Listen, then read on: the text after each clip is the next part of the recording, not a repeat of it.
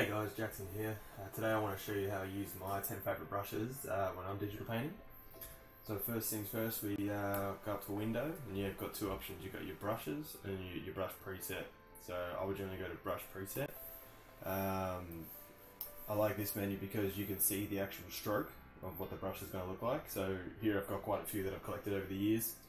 I think roughly 300 plus, and you can buy my brushes if you want to. I'll put the link down below. So basically the way you can view these is you can go stroke thumbnail over here. So that's just my preference. You can have a list of the actual name of the brush and then just a picture of the actual brush too. So you can choose whichever one you like the best. I just prefer to do the stroke thumbnail.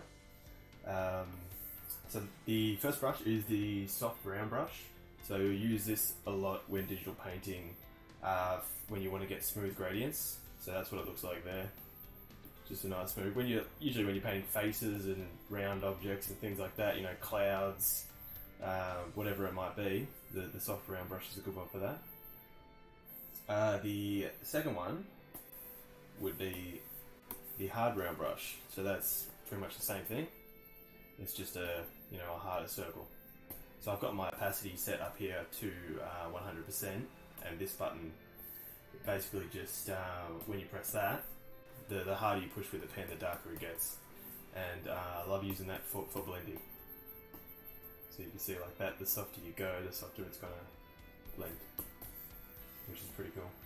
A good one for in between the soft and the round is the medium. So with this one, you'll actually have to go to your brushes, and here you can actually tweak all the settings for the brush. So you can change the spacing, so when you press it you can get like polka dots almost, or you can get it super smooth, which is obviously you want to use most of the time. You're basically just changing the hardness here to back down to 50%. So I do have a preset somewhere in here for that, but that's just one way you can make it, and you can tweak pretty much any brush you want, but the ones that I use pretty much every day, I've already got the preset set there.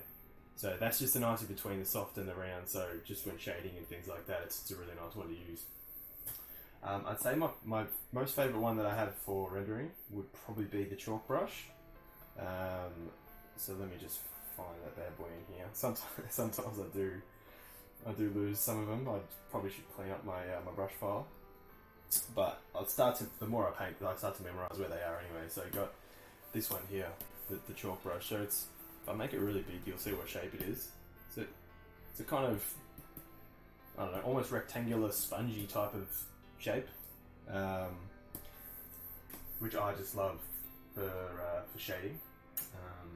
Let me just get a new canvas here.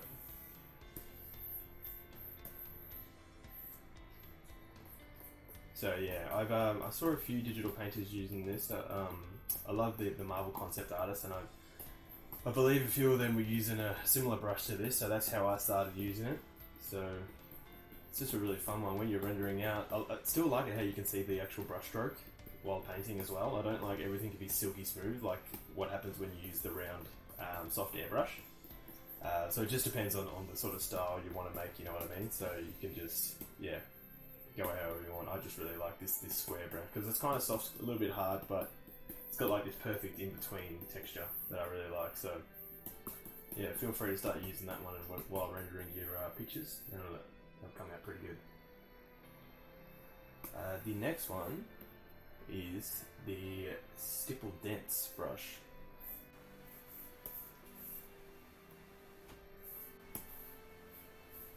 Okay, so the stipple dense brush is this one here. So it almost mimics like I guess like a paintbrush. It's got the actual like the bristle strokes. So I can actually show you an example of where I use this one on one of my latest pieces. On this one here. So this is Vin Diesel from Bloodshot. And he does this thing in the movie when he gets damaged, his skin sort of regenerates into his body when he gets blown apart. So this is sort of the effect that I liked, the brush that I used to recreate that effect. So I've got the finished piece there, but you know, if I was to paint over the top with this brush, you can sort of see how I was able to create that effect. So you just start mixing in some of the whites and blacks and things like that, and you can get that effect. And then obviously there's some other things on top, like these little dots everywhere, you know what I mean? And that's just added in by just painting little dots and things like that.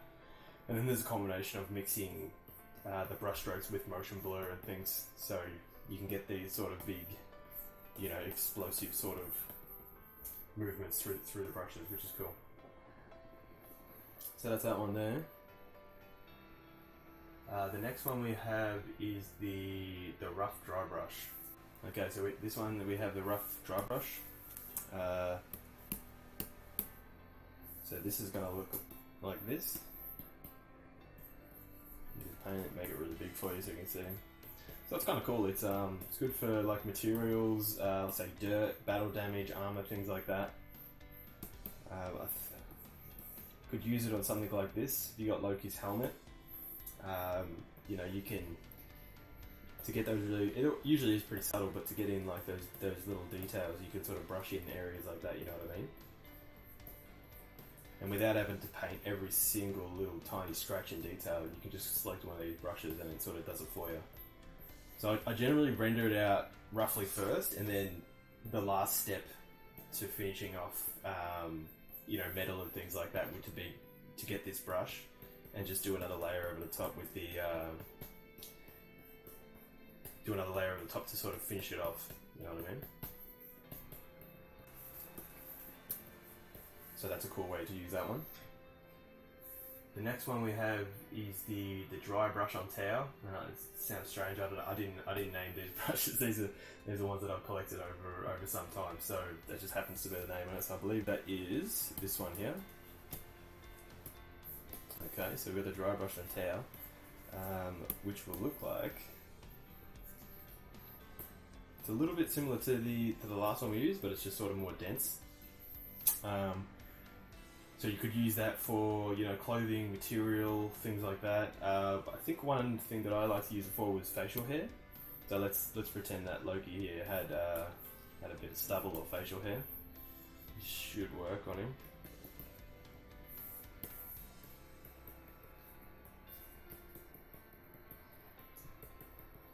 I mean, it's not perfect, but you can use it for things like that. And then you can go in and paint some sort of more accurate details over the top. This one it didn't really work too much, probably because the brush is too big for his head, so it sort of just looks like he's got a bunch of chocolate on his face, but you get the drift. You could always go in and paint some into the material and stuff like that, just to get a little bit of extra detail so it's not all silky smooth. Some people like to get a silky smooth look, but personally I just like it a bit rougher and scratchier, so it actually looks like it's been painted. So that's another cool one. What else we got? We got the oil heavy flow small tip. Okay, so I believe that would be this one here. Oil heavy flow small tip. So that's going to look like this. So very similar to the chalk brush, except it's a little bit more angled. A little bit more angled and tapered at the end. So it's a little bit sharper looking. One thing I could use that for would be lightning, like on my flash piece here. So if I was to draw some lightning like this, use with no opacity, just sort of rough it out, you know what I mean? So I like the angle because it doesn't give you a perfectly, it doesn't give you the same thickness throughout the whole line. So the way that the width changes is really going to help this, really going to help sell the lightning. So you can do that, and then you can just obviously add a yellow glow after you do that. So that's a really cool one for lightning. The next one is the Conté Pencil. Alright, so that's this one here. The Conté Pencil, and I've only actually found this one recently, but it's really good if you want to draw hair, I've found.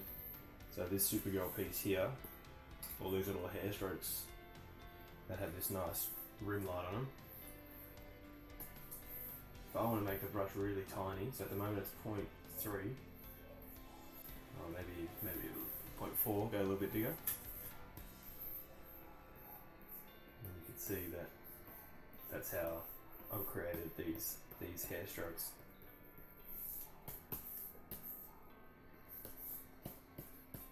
So again, you could use the soft round brush, the chalk brush, anything like that to do hair as well. I just like it, obviously, if I make it really big, you can see that it's got these little sort of specks and cutouts in it, and it's not perfectly straight line. So that's just why I like it. Adds a little bit of extra texture to the hair. So, you know, even if you did the shiny bits, it's not these perfect smooth airbrush strokes. It's these like sort of rough, gritty strokes, and I think it looks a little bit more believable like hair, so that's why I like it. Okay, and the last one I've got here to show you guys would be the skin brush. So the skin brush is going to look like this. Let me just find it here. So this is a really good one that I've found for skin. You can paint it with the soft round brush or render it out with the chalk brush, but this skin, you can sort of just use this as a finishing move on the end. So you can see when I make it really big, you can see it's all speckledy. So it obviously emulates skin pores and things like that. It just gives a really nice finish to skin. So we'll go to Wonder Woman over here. So even if you look now, you can already see I've sort of used it on her skin. Oh.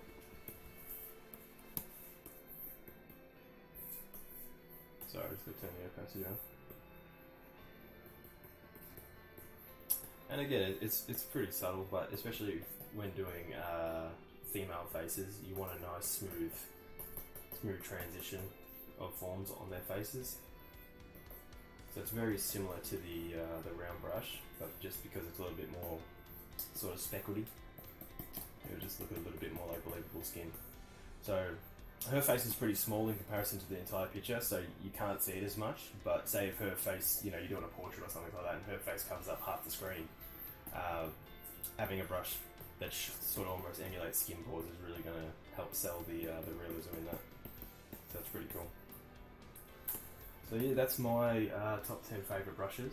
I do have a whole ton more, and like myself, you might just want to go in and, you know, experiment with them, and you might even find some of your favourite ones that you like that I haven't even looked at yet. So yeah, there's plenty more you can find in my brush pack if you're interested. There's like what we got here. We've got some like random leaf brushes, which is cool. You know, we've got grass. So these are all pretty sort of self-explanatory what you would use them for. Got some cool cloud brushes also. So you got this clouds one where if you're drawing a nice sky, you know, you can hit that a couple times and then you just got clouds already. So that's really cool. So yeah, guys, I'll put the brush list that I've got here in the caption below, and I'll give you the link to the brushes if you want to grab them yourself. So yeah, I hope you guys were able to take something helpful from the video. Don't forget to subscribe and comment for what you want to see next, and thanks for watching.